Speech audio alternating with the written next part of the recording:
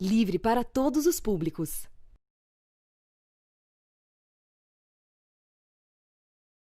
Olá! A luta por condições mínimas de vida para o povo brasileiro exige a realização do direito de moradia, do direito à saúde, à educação, à alimentação e liberdade.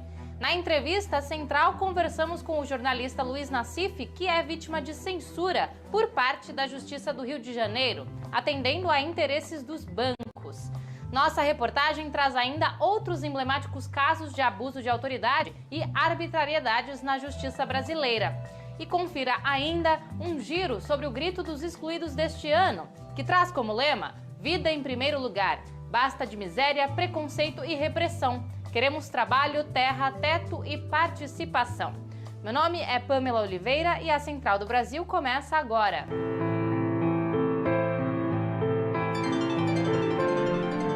Central do Brasil. Vida em primeiro lugar é o tema deste ano do Grito dos Excluídos. Com o anúncio de Bolsonaro sobre a redução do valor do auxílio emergencial para R$ 300, as pastorais sociais se somam aos movimentos populares para lutar pela manutenção integral do auxílio até o final do ano. Vamos saber mais nos Trilhos do Brasil com Afonso Bezerra. Trilhos do Brasil. Há 26 anos que pastorais sociais, movimentos populares e a igreja se organizam no Dia da Independência para expressar o Grito dos Excluídos. Criado como resistência ao neoliberalismo dos anos 90, o movimento se reencontra com desafios similares 2 décadas depois. Em pauta, a busca por terra, trabalho e participação popular. O diácono Jaime Bonfim explica o contexto da origem do Grito dos Excluídos.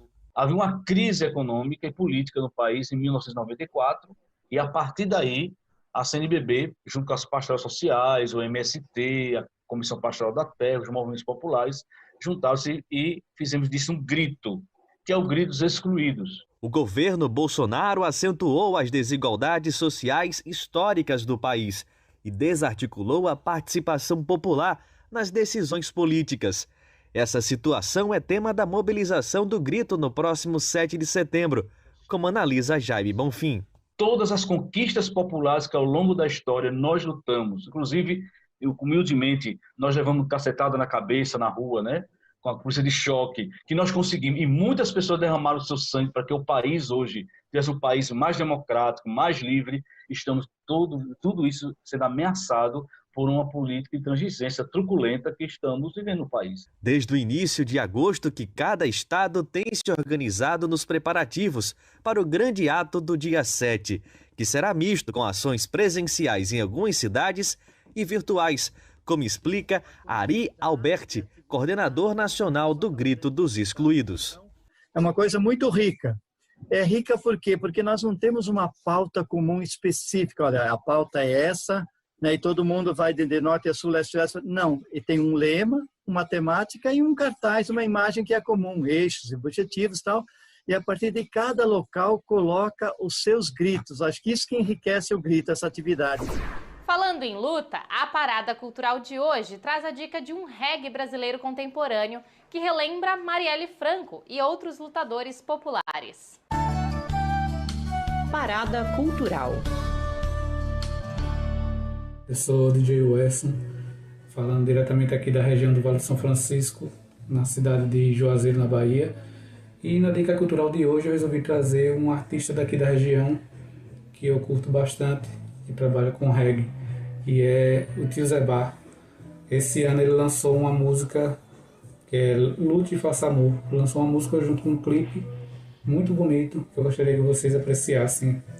A música fala sobre não esmorecer, sobre manter-se firme sem perder a capacidade de empatia, a capacidade de se importar com as outras pessoas, né? Nesse momento que a gente está enfrentando essas dificuldades todas, acaba sendo uma mensagem ainda mais forte. 3 casos emblemáticos escancaram o caráter arbitrário e político da justiça brasileira. Opiniões e vontades pessoais que passam por cima da Constituição e tentam anular a soberania popular. Os casos recentes vão do autoritarismo à repressão violenta e à censura. Vamos acompanhar a reportagem de Camila Piacese. A decisão do ministro do Superior Tribunal de Justiça, Benedito Gonçalves, que afastou do cargo de governador do Rio de Janeiro, Wilson Witzel, colocou as luzes sobre as ações de juízes que colocam o poder judiciário contra direitos constituídos na Constituição de 1988. Para o coordenador executivo nacional da Associação Brasileira Juristas pela Democracia, Marcelo Nogueira, a decisão de um único ministro do STJ, que suspende 4,7 milhões de votos de eleitores do Rio, poderia ter sido tomada somente pelo plenário da Corte. Me parece que uma decisão que afeta diretamente o Poder Executivo, o exercício de um cargo que foi democraticamente escolhido pelo povo, o que não poderia ter sido feito sem uma análise mais apurada, uma decisão do colegiado do STJ. Um ato dessa envergadura, que afasta o governador do cargo para o qual foi eleito, devia ter sido tomado pelo colegiado do STJ.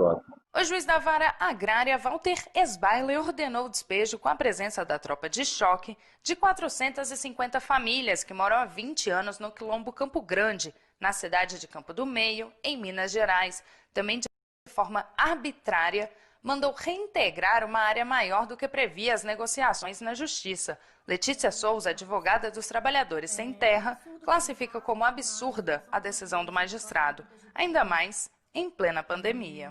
Isso vai de encontro a todas as normas sanitárias que foram instituídas para evitar a disseminação do novo coronavírus. Inclusive, quando observamos o deslocamento de um enorme aparato policial. Outro caso foi o do juiz Leonardo Chaves, que mandou retirar do site GGN 11 matérias sobre o banco BTG Pactual, que denunciava que o ministro da Economia, Paulo Guedes, pegou 2,9 bilhões de reais de uma carteira de créditos do Banco do Brasil e deu por 371 milhões para o BTG, cujo fundador é ele. Para o vice-presidente da Associação Brasileira de Imprensa, ABI, Cid Benjamin, a ação do magistrado fere a Constituição e a liberdade de imprensa. Quer dizer, ele exerce uma censura em relação ao que já foi feito, manda tirar, e exerce uma censura prévia, dizendo que não pode mais falar desse assunto. Isso não existe, isso atropela de forma brutal a Constituição. As reportagens censuradas pela Justiça do Rio de Janeiro são de autoria do jornalista Luiz Nassif. A ação arbitrária tomada pela Justiça tenta ocultar o poder dos bancos no processo de desmonte do Estado brasileiro, incluindo a venda de dados sigilosos da população para empresas privadas. Luiz Nassif é o convidado de hoje da Entrevista Central e conversa sobre o assunto com Jonatas Campos. Entrevista Central. Nossa entrevista central de hoje conversa com Luiz Nassif. Ele é jornalista, já passou pelas principais redações da imprensa brasileira e é editor do portal de notícias Jornal GGN, no ar desde 2013. Nassif, agradecemos sua disponibilidade. Uma série de artigos publicados no portal GGN foi censurada pela Justiça do Rio de Janeiro. Elas tratavam sobre os negócios do banco BTG Pactual. Você e sua equipe receberam a solidariedade de dezenas de lideranças políticas. Mas, em sua opinião, por que esse conteúdo foi censurado pela Justiça? Por dois motivos. Você tem hoje um grande negócio que é feito de forma escusa aí, no setor público, que é a negociação de grandes bancos de dados públicos. Por exemplo, um banco de dados de funcionários de uma prefeitura. Um banco de dados, no caso aí, a minha denúncia específica foi em cima da Zona Sul, em São Paulo. Foi feita uma licitação com cartas marcadas para o BTG. Nessa licitação, para a venda de Zona Azul eletrônico, a Prefeitura de São Paulo levou em consideração apenas o faturamento da venda desses cartões eletrônicos. E o grande fator de faturamento, o grande valor lá é a possibilidade de quem ganhar a licitação de trabalhar com uma base de dados de 3,5 milhões de cartões. Então, eu denunciei esse ponto com base em estudos do Tribunal de Contas do município, mostrando que havia sido sonegada à Prefeitura o valor correspondente ao uso desse banco de dados. Com base nisso, o Ministério Público Estadual de São Paulo entrou com uma ação para tentar anular a licitação. Quando o BTG tenta tirar minhas matérias do ar, tem dois motivos. O primeiro é chegar nesse processo que o Ministério Público levantou com base nos meus dados, para dizer, aí, ó, esses dados não têm valor. Você recebeu a solidariedade de diversas autoridades, desde Lula, o Ciro Gomes, ao presidente da OAB, o Felipe Santa Cruz. Qual o motivo que você acha que tantas lideranças políticas lhe prestaram solidariedade por essa censura, essas matérias? Reconhecendo o trabalho sério que nós fazemos aqui, né?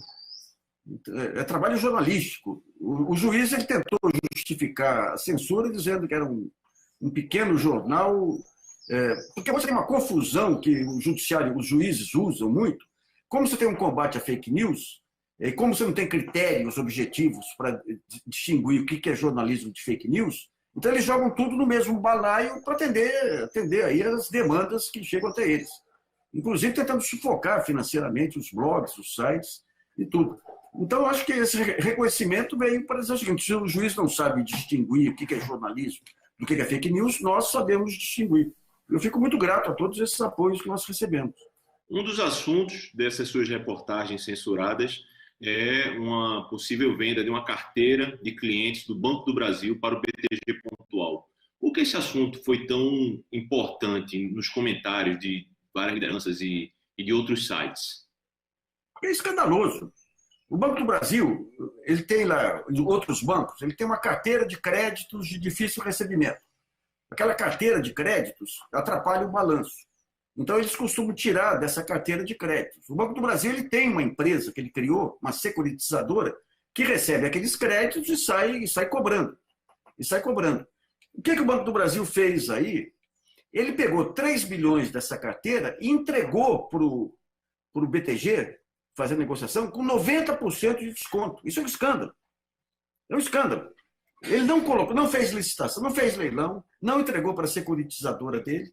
O BTG, o Banco do Brasil, tem muito mais condições de cobrar, porque ele tem agência em todo o país do que o BTG. Então, 90% de desconto. Daí nós pedimos para o Banco do Brasil, explique como que você chegou a esse valor. Não tinha explicação. Então, e daí nós levantamos aí que o presidente do Banco do Brasil, que saiu logo em seguida, em 2001, 2002, foi acusado expressamente aí de fazer negócios com o BTG. E é um homem ligado ao Paulo Guedes, que é um dos fundadores do BTG. Então, é algo escandaloso. Luiz, e você vai lutar para que essas reportagens voltem a ficar no ar, na internet? Não só... Nós entramos com uma reclamação junto ao Supremo, mas eu vou preparar outras reportagens sobre o tema, porque isso é um direito da opinião pública ser informado sobre isso, né? O Brasil está num período terrível, pelo seguinte: a Dilma tinha um monte de defeito, errou um monte de coisa, mas não tinha negócios com ela. Quando vem o impeachment, você abre espaço para um desmonte total de todas as formas de defesa do Estado para permitir essas negociações. Contra os abusos, os retrocessos e a violência, a solidariedade, o afeto e a luta popular. Hoje, quem compartilha ideias e sentimentos sobre um Brasil após a pandemia é a fundadora da comunidade zen budista Monja Coin. Próxima estação.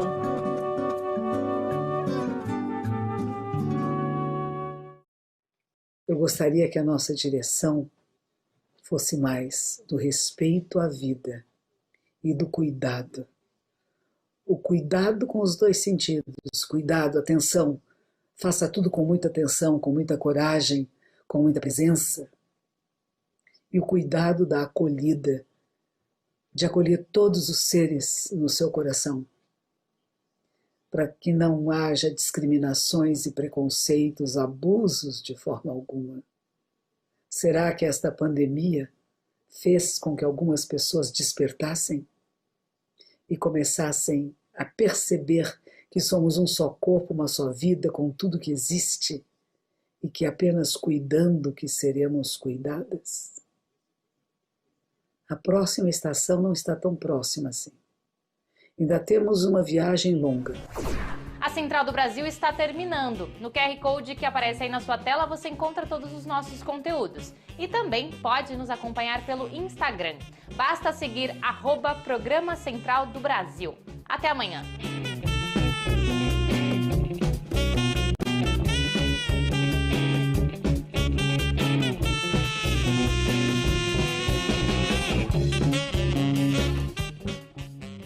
Central do Brasil, a rede de comunicação dos movimentos populares.